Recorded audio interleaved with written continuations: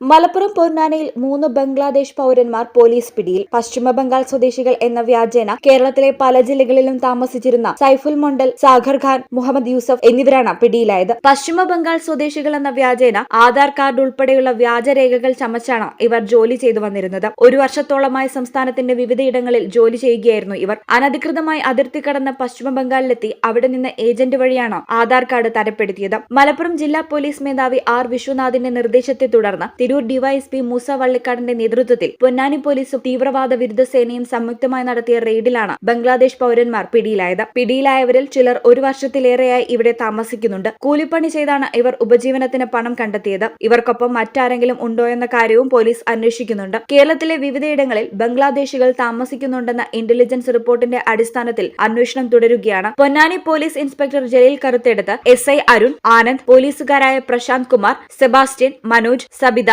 തീവ്രവാദ വിരുദ്ധ സേന അംഗങ്ങളും ചേർന്നാണ് ബംഗ്ലാദേശ് പൗരന്മാരെ പിടികൂടിയത്. ഇവരെ വിശദമായി ചോദ്യം ചെയ്ത ശേഷം കോടതിയിൽ ഹാജരാക്കുമെന്ന് പോലീസ് അറിയിച്ചു. ഈ ചാനൽ പൊന്നാനി. വനിതകൾക്ക് മാത്രമായി KSFE മഹിളാ സമൃദ്ധി ട്രിയോ പ്ലാൻ. ഗൃഹോപകരണങ്ങൾ വാങ്ങാൻ 50,000 വരെ 6% നിരക്കിൽ മഹിളാ പ്ലസ് കൺസ്യൂമർ ലോൺ, 0% പ്രോസസിംഗ് ചാർജിൽ മഹിളാ പ്ലസ് ഗോൾഡ് OD, 5% പലിശ ലഭിക്കുന്ന 0 ബാലൻസ് മഹിളാ പ്ലസ് സുഗ്മ അക്കൗണ്ട്. ഇനി നമ്മുടേതാണ് പ്ലാൻ.